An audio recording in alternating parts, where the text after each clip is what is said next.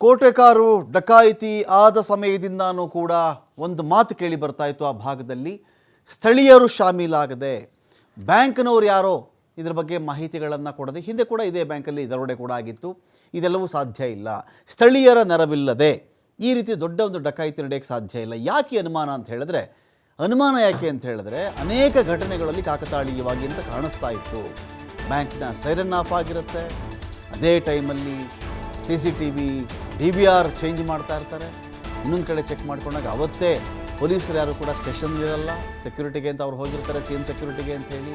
ಅವತ್ತೇ ನಮಾಜ್ ಟೈಮ್, ಅದು ಅವತ್ತೇ ಅಷ್ಟು ಜನನಿಬಿಡವಾಗಿರೋದಂಥ ಒಂದು ಏರಿಯಾ, ಅಲ್ಲಿ ಜನನೇ ಇಲ್ಲದಂತೆ ಅವತ್ತು ಒಂಥರ ನಿಶಬ್ದವಾಗಿರುತ್ತೆ. ಇವೆಲ್ಲ ಇದ್ದಾಗ ಸ್ಥಳೀಯರು ಯಾರೋ ಸರಿಯಾಗಿ ಪ್ಲಾನನ್ನು ಕೊಟ್ಟಿದ್ದಾರೆ ಅಂತಾಗಿತ್ತು. ಮಂಗಳೂರು ಪೊಲೀಸ್ ತನಿಖೆಯಲ್ಲಿ ಹೊರಬಿದ್ದಿದೆ ಒಂದು ರೀತಿಯಲ್ಲಿ ಎಲ್ಲರೂ ಒಪ್ಕೊಳ್ಳೇಬೇಕಾದಂಥ ಒಂದು ಸತ್ಯ. ಪರ್ಸೆಂಟೇಜ್ ಆಧಾರದಲ್ಲಿ ಈ ದರೋಡೆಗೆ ದೊಡ್ಡ ಡೀಲ್ ನಡೆದಿತ್ತಂತೆ. ದರೋಡೆಗೆಲ್ಲ ಹೆಲ್ಪ್ ಮಾಡ್ತೀವಿ, ನನಗೆಷ್ಟು ನಿನಗೆಷ್ಟು ಅಂತ, ಇಷ್ಟು ಕೋಟಿ ಕದ್ದರೆ ನಮಗಿಷ್ಟು ಕೋಟಿ ಕೊಟ್ಬಿಡ್ಬೇಕು ಅಂಥೇಳಿ ಒಂದು ಸ್ಕೆಚ್ ನಡೆದಿದೆ ಇಲ್ಲಿ. ಹಾಗಾಗಿ ಸ್ಥಳೀಯರ ನೆರವಿಲ್ಲದೆ ಯಾರೋ ಮುಂಬೈನ ಧಾರಾವಿ ಸ್ಲಮ್ನವ್ರು ಬಂದುಬಿಟ್ಟು ಮಂಗಳೂರಲ್ಲಿ ಹಿಂಗೆ ಲೂಟಿ ಮಾಡ್ಕೊಂಡು ಹೋಗೋಕ್ಕಾಗಲ್ಲ. 20 kg ಚಿನ್ನವನ್ನು, 14 ಕೋಟಿಯಷ್ಟು ಚಿನ್ನ ಹಣನೆಲ್ಲ ಹಂಗೆ ಕದಿಯೋಕ್ಕಾಗಲ್ಲ. ಇಷ್ಟು ಕೋಟಿ ನೀವು ಕದ್ಕೊಂಡು ಹೋಗಿ ನಮಗೆ ಇಷ್ಟು ಕೊಟ್ಬಿಡಿ ಅಂಥೇಳಿ ಒಂದು ಪರ್ಸೆಂಟೇಜ್ ಡೀಲ್ ಆಗಿದೆ ಇಲ್ಲಿ. ಧಾರಾವಿ ಗ್ಯಾಂಗ್ ಜೊತೆಗೆ ಡೀಲ್ ಕುದುರಿಸಿದ್ದು ಸ್ಥಳೀಯ ಮಂಗಳೂರಿನ ಗ್ಯಾಂಗ್. ಮಂಗಳೂರಿನ ಪ್ರತಿಷ್ಠಿತ ವ್ಯಕ್ತಿನೇ ಇದರ ಮುಂದಾಳತ್ವವನ್ನು ವಹಿಸಿಕೊಂಡಿದ್ದ. ಹೇಳ್ಕೊಳ್ಳೋಕ್ಕೆ ಪ್ರತಿಷ್ಠಿತ, ಸಮಾಜದಲ್ಲಿ ಒಳ್ಳೆಯ ಹೆಸರು, ಅವ್ರಿಗೇನಪ್ಪ ದೊಡ್ಡ ಮನುಷ್ಯ ಅಂತ. ಆದರೆ ಆ ದೊಡ್ಡ ಮನುಷ್ಯನೇ ಬ್ಯಾಂಕ್ ಲೂಟಿಯಲ್ಲಿ ಪರ್ಸೆಂಟೇಜ್ ಶಾಮೀಲಿಗೆ ಒಪ್ಪಿಸಿದ್ದ ಅಂತ ಪ್ರಶ್ನೆಯಲ್ಲಿ. ಬ್ಯಾಂಕ್ ಇತಿಹಾಸ ಯಾರಿಗೆ ಗೊತ್ತಿತ್ತೋ, ಬ್ಯಾಂಕ್ ಹಿಸ್ಟ್ರಿ ಯಾರಿಗೆ ಗೊತ್ತಿತ್ತೋ, ಬ್ಯಾಂಕ್ನ ಒಳ ವ್ಯವಸ್ಥೆಗಳು, ಒಳ ಸೆಕ್ಯೂರಿಟಿ ವ್ಯವಸ್ಥೆಗಳು ಯಾರಿಗೆ ಚೆನ್ನಾಗಿ ಗೊತ್ತಿತ್ತೋ ಅದೇ ವ್ಯಕ್ತಿನೇ ಈ ಒಂದು ಗ್ಯಾಂಗ್ಗೆ ಸುಪಾರಿ ಕೊಟ್ಟು ಕರೆಸಿದ್ದ ಅಂತ ಪ್ರಶ್ನೆ ಇದೆ ಇಲ್ಲಿ. ಇಷ್ಟೇ ಟೈಮ್ಗೆ ಬಂದರೆ ನಿಮಗೆ ದರೋಡೆ ಈಸಿ ಆಗಿಬಿಡುತ್ತೆ. ಹೂ ಎತ್ತದಂಗೆ ಆಗುತ್ತೆ ಅಂತ ಹಳ್ಳಿ ಕಡೆ ಹೇಳ್ತಿರ್ತಾರೆ, ಎಲ್ಲ ಹೂ ಎತ್ತಂಗೆ ಕೆಲಸ ಆಗ್ಬಿಡ್ತಪ್ಪ ಅಂಥೇಳಿ, ಅದು ಸುಲಭಕ್ಕಾಯಿತು ಅಂಥೇಳಿ.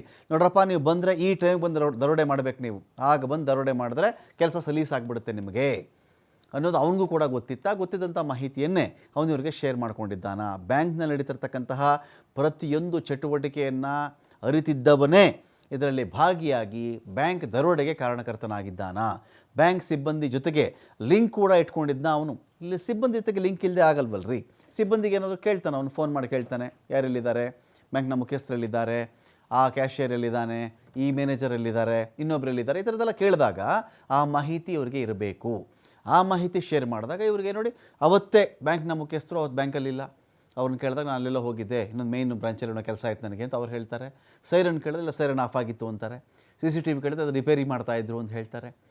ಜನ ಇರಲಿಲ್ಲ, ನಮಾಜ್ಗೆ ಹೋಗಿದ್ದರು, ಪೊಲೀಸ್ ಸ್ಟೇಷನ್ ಪೊಲೀಸರೇ ಇರಲಿಲ್ಲ. ಈ ಥರದ್ದೆಲ್ಲವೂ ನೋಡಿ, ಅಷ್ಟು ಟೈಮ್ ಒಂದು ಕಡೆ ಕೂಡಿ ಬಂದಿದೆ ಅವರಿಗೆ. ಆ ಟೈಮಲ್ಲಿ ಬಂದು ಲೂಟಿ ಮಾಡ್ಕೊಂಡು ಹೋಗಿದ್ದಾರೆ. ಲೋಕಲ್ ಲಿಂಕ್ ಕುರಿತಂತೆ ಆರೋಪಿಗಳ ಎನ್ಕ್ವೈರಿ ಮಾಡ್ತಾ ಇದ್ದಾರೆ ಪೊಲೀಸರು. ಹಾಗಾಗಿ ಸ್ಥಳೀಯನೊಬ್ಬನ ಕೈವಾಡ, ಅದು ಪ್ರಭಾವಿ ವ್ಯಕ್ತಿಯ ಕೈವಾಡ ಇಲ್ಲಿ ಎದ್ದು ಕಾಣ್ತಾ ಇದೆ.